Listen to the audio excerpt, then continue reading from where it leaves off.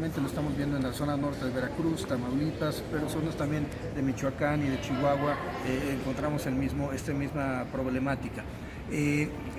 Coahuila inclusive. Y el problema tiene que ver con que se utilizan los montos de financiamiento privado para financiar las campañas electorales. Creo que una de las salidas podría ser eliminar el financiamiento privado y dejar solamente financiamiento público, que es mucho más fácil de darle seguimiento.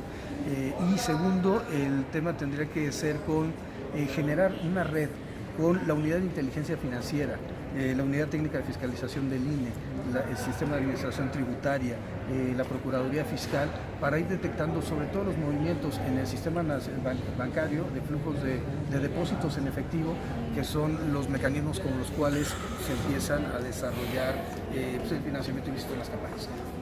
La otra parte tendrá que ver los gastos no reportados. Si se empiezan a ver espectaculares pagados en efectivo, si se empieza a ver la contratación con medios de comunicación de forma desproporcionada o descontextualizada, entonces estaremos en el riesgo de que haya financiamiento ilícito en las campañas electorales. Un tema que a nosotros nos interesa mucho es el caso de Odebrecht.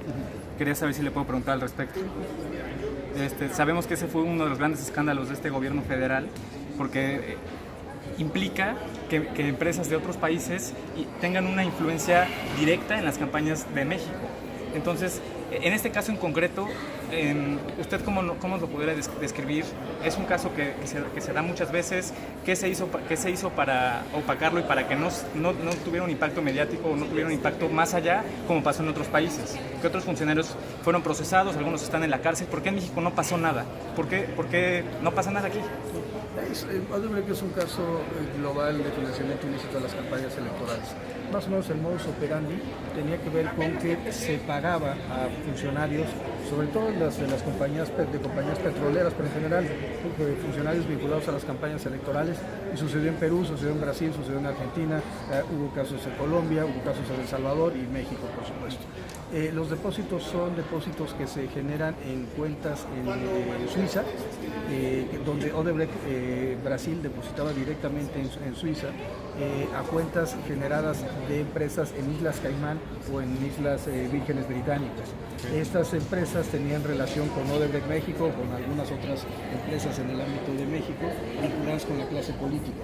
Entonces se habían detectado 4 contratos, había por un monto de $10 millones de esos 4 contratos, después aparecieron 43 en total, lo cual implicaría que los montos fueron mucho mayores a los $10 millones que hasta ese momento se habían detectado. El asunto está relacionado con esta red de corrupción. El señor Lozoya recibía las transferencias y transferencias que se dieron del 2010 al 2016 inclusive.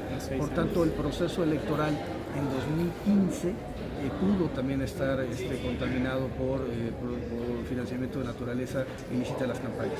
¿Qué sucede con el financiamiento ilícito? Al final generan condiciones de inequidad en la contienda electoral. Y bueno, ¿qué pasó en México? Un poco me han dicho que bueno, en varios países cayeron vicepresidentes y presidentes. Pues en México cayeron un procurador y un fiscal.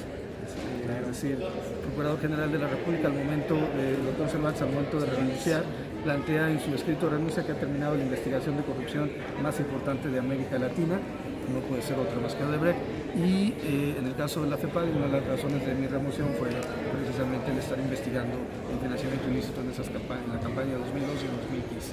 2012, hay que decirlo, ya estaba prescrito en términos de la ley, pero 2015 no. Y es una conducta que en este momento todavía está vigente y que prescribirán hasta 2022 en el caso de cohecho y hasta 2024 en el caso de financiamiento ilícito a las campañas electorales. Cambiando de tema, enfocándonos en todos los temas que nos ha mencionado, ¿cuál es entonces el reto mayor que tiene la autoridad electoral para garantizar unas elecciones limpias? Sabiendo todo lo que nos comenta, todo lo que ha mencionado en la conferencia, de tantos ejemplos que tenemos de la cultura de la ilegalidad y de que no hay voluntad política por parte de ciertos sectores en el gobierno federal o bien de la Suprema Corte o del Tribunal Electoral, del Poder Judicial de la Federación. ¿Qué se necesita hacer? Yo creo que, lo más importante que tiene que desarrollar una autoridad electoral es generar confianza. Yo creo que lo estamos haciendo en este momento.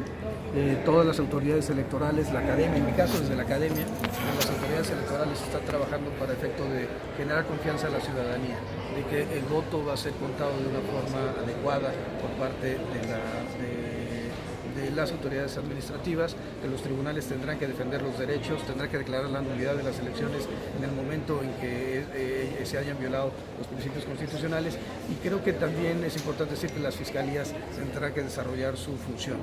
Creo que la forma más importante o la mejor forma para dar confianza es actuar con absoluta imparcialidad, sin filias ni fobias, y actuar con autonomía.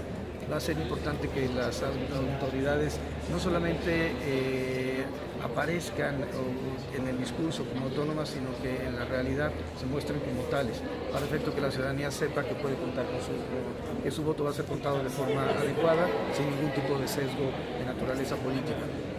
Desde el año 1997 tenemos gobiernos divididos, desde el año 2000 llegamos a la alternancia, hemos tenido 2 alternancias sin derramamiento de sangre, las instituciones se han ido perfeccionando, actualizando, el INE, los tribunales, los OPLES, y yo creo que tenemos que hacer una apuesta por eso. La autoridad y por supuesto la ciudadanía, los medios de comunicación y la academia tenemos que estar muy atentos a que no se generen condiciones de inequidad en la contienda electoral y a señalar los errores que puedan cometer las autoridades para elevar el nivel de exigencia y que tengamos un mejor proceso. Excelente. Ya para terminar, la última pregunta, ¿qué es más importante para usted? ¿Aumentar el castigo por delito electoral o aumentar la probabilidad de atrapar al que comete el delito? Sí, es muy importante la eficacia del sistema, es decir, subir las penas no necesariamente nos va a traer un buen resultado en el ámbito de cualquier tipo de tipo penal. Yo he planteado que era relevante, lo considero así, que en el caso de peculado electoral, cuando hay una red de corrupción de funcionarios, el delito sea considerado como grave a nivel constitucional para que las personas no puedan obtener prisión preventiva oficiosa. Sin embargo, esto per se no va a impactar directamente en que disminuya el peculado electoral. La mejor forma de que disminuya el peculado electoral es que se ejerza la acción penal en contra de altos funcionarios relacionados con este tipo de conductas. Y eso implica eficacia del sistema, implica tener mejores probabilidades de detener a las personas que han infringido las normas básicas del derecho penal electoral. Esa creo que es la parte central. Los sistemas penales se vuelven más eficaces y cumplen mejor su cometido, no elevando las penas, sino cumpliendo su finalidad, que es el ejercicio de la acción penal. La prevención del delito es importante, pero si no va acompañado de efectos de correctivos, de ejercicios de la acción penal, entonces va a ser insuficiente para combatir los niveles de impunidad que tenemos en el país. Excelente. Pues de verdad le agradecemos muchísimo su tiempo, su conocimiento, su experiencia. Realmente para todos fue muy interesante saber a detalle los casos de los que usted nos vino a hablar. Muchas gracias por recibir la invitación de la Escuela de Ciencias Sociales y de Gobierno aquí en el TEC de Monterrey. Usted siempre es bienvenido aquí, lo estaremos esperando para otras ocasiones. Y pues muchísimas gracias a ustedes por escuchar. Estaremos muy pendientes para siguientes entrevistas y demás. Muchísimas gracias. Gracias, doctor. Muchas gracias. Gracias.